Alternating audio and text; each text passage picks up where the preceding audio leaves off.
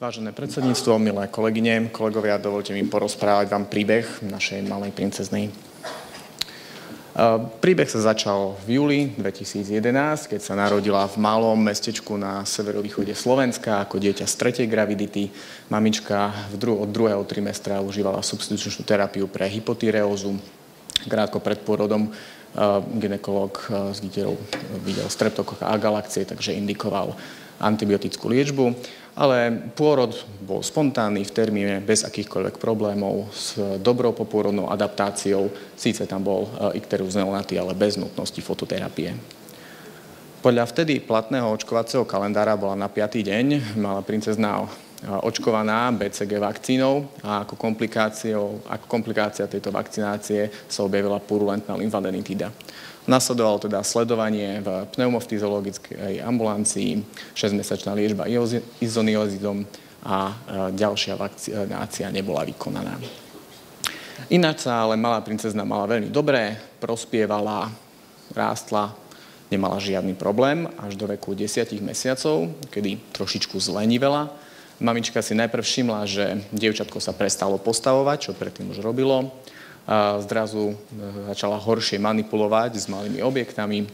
V noci sa často budila s plačom, mamička ju musela otočiť do určitej úľavovej polohy. Nakoniec si mamička všimla opuchy ručiek a nožičiek a teda navštívila obvodného pediatra. Ten vykonal základné laboratórne vyšetrenie, videl tam zvýšenú koncentráciu zápalových markerov, indikoval antibiotickú terapiu a samozrejme dieťa odoslal na fyzioterapiu. Následné 3 mesiace mamička s malou princeznou navštevovala fyzioterapiu neúspešne a preto v 13 mesiacoch bola odoslaná k spádovému neurológovi, ktorý stav vyhodnotil ako hypotóniu, regres v psychomotorickom vývine, centrálnu poruchu motoriky, vykonal EMG, ktoré bolo ale nejednoznačné a s podozrením na spinálnu muskulárnu atrofiu odporúčil ďalšiu diagnostiku v Bratislave. V tom čase už mali výsledky podrobnejších vyšetrení. Ja len zdôrazním, že reumatoidný faktor bol negatívny. V Bratislave veľmi rýchlo vylúčili spinálnu muskulárnu atrofiu a vzhľadom ku klinickému stavu a k laboratórnemu nálezu poprosili o konzílium pediatrického reumatologa, ktorý urobil diagnózu juvenilnej idiopatickej artritídy, polyartikulárna seronegatívna forma. Ako vidíte, psychomotorický regres bol spôsobený opuchom celkovo 24 klbíkov a dieťa bolo výrazne limitované bolestivosťou.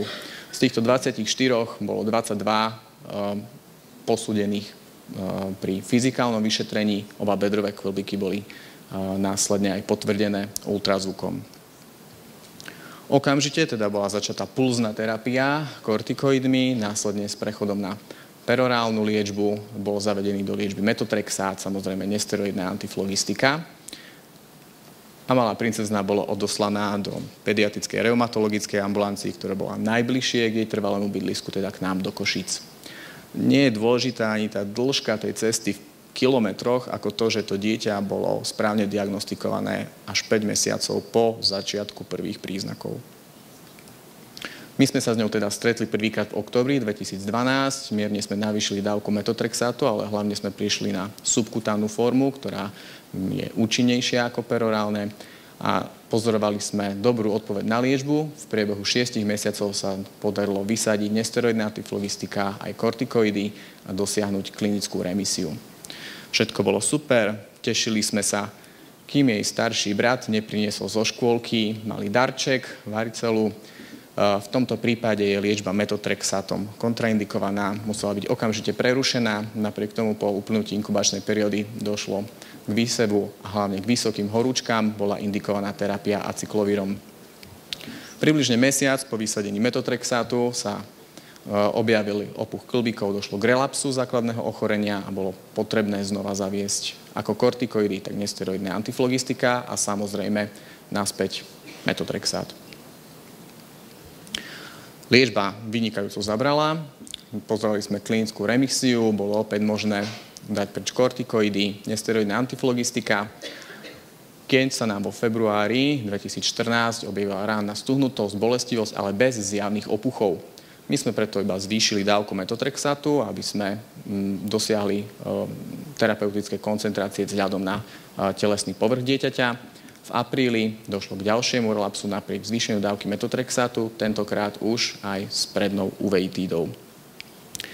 Opäť potrebná liečba kortikoidmi, nesteroidnými antiflogistikami, tentokrát však s nie dobrou terapeutickou odpoveďou. Preto sme boli nútení v júni 2014 zvážiť biologickú liečbu, konkrétne TNF-alfa inhibitor, etanercept. Účinnosť biologickej liečby sa vyhodnocuje na základe corset kritérií, ktorých je týchto 6. Počet aktívnych kĺbov, v tom čase mala princezná opuch 22 kĺbikov, počet kĺbov s obmedzeným rozsahom pohybu, aktivita choroby hodnotená lekárom, pričom 100 je maximum, rovnako aktivita choroby hodnotená pacientom, samozrejme v tomto prípade matkou, takisto 100 je maximum, sedimentáciou a dotazníkom, ktorý hodnotí funkčné schopnosti dieťaťa, kde 0 je zdravé dieťa, 3 je veľmi choré dieťa. V tejto tabuľke vidíte priebeh prvého roku liečby. Ako vidíte, už po 3 mesiacoch sme videli výrazné zlepšenie, po 6 mesiacoch opäť dosiahnutá remisia, možné vysadiť kortikoidy. Samozrejme, tentokrát sme si už dávali väčší pozor a titrovali sme dávku k maximálnym možným hodnotám. Po roku liečby ale došlo k reaktivácii vírusu, objavil sa herpes zoster a opäť bolo nutné liečbu metotrexatom prerušiť. Ako predtým, po mesiaci, opäť vzplanutie uveitídy, bilaterálne, vysoká zápalová aktivita, nestačila ani lokálna liečba, ani steroidy, prvýkrát pozitivita reumatoidného faktora. Napriek tomu, že kĺbny nález bol úplne negatívny, bez jediného opuknutého kĺbu, hodnotili sme stav pacientky ako strednú intenzitu napriek všetkej liečbe a zvažovali sme preto ďalšie kroky, konkrétne zmenu etanerceptu na iný preparát, adalimumab, z rovnakej skupiny, ale z evidence-based medicine lepšie podloženými výsledkami v prípade uveitídy. To bolo v decembri 2015 a aktuálne bola naša malá princezná nedávno na kontrole. Veľmi nás potešil nález od oftalmológa, ktorý uviedol, že na pravom očku je ten stav už kľudný. Je možná postupná retrakcia systémových steroidov v priebehu približne mesiaca. A naša malá princezna už viac nie je lenivá, chodí do škôlky, má sa veľmi dobre. Na prvý pohľad je to úplne zdravé dieťa.